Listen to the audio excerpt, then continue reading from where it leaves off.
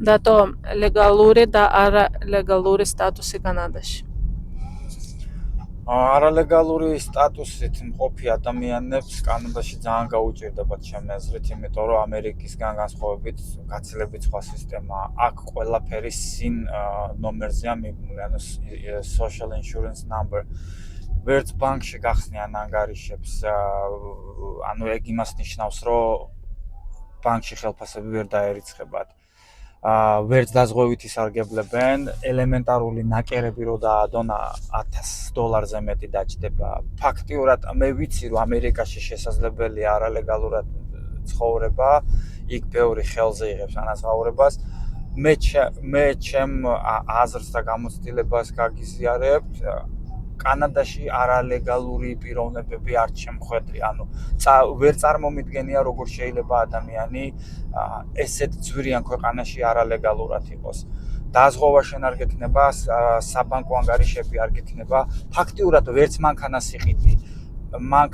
მანქანა რომ წიყიდო, ქეში რო კონდეს, დაზღვევას არც ერთი კომპანია არ გაგიკეთებს, იმიტომ რომ SIN ნომერი არ გექნება და დაზღვევის გარეშე არ შეიძლება მანქა.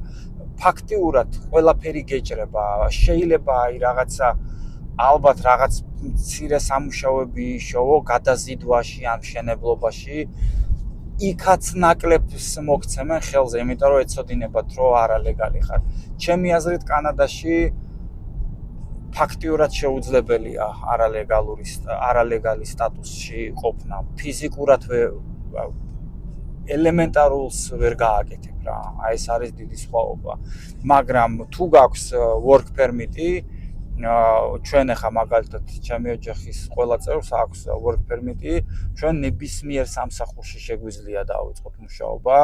რავი, პოლიციელიც შემიძლია გავხდე მეხანძრეც, პრემიერ-მინისტრიც, პარლამენტარიც, არანაირი შეზღუდვა არ მაქვს. უბრალოდ მაქვს დროში შეზღუდა, 3 წლიანია ეს ჩემი work permit-ი. ამ 3 წელიწადში უნდა მოვახერხო permanent resident-ის აღება, რაც ამერიკული green card-ის ტოლია და შემდგომ უკვე თითქმის არანაირი მნიშვნელობა აღარ აქვს, კანადური პასპორტი გაქვს თუ უბრალოდ კანადური PR-ი გაქვს ხელში რა. ეს არის და ეს. მადლობა ყურადღებისთვის.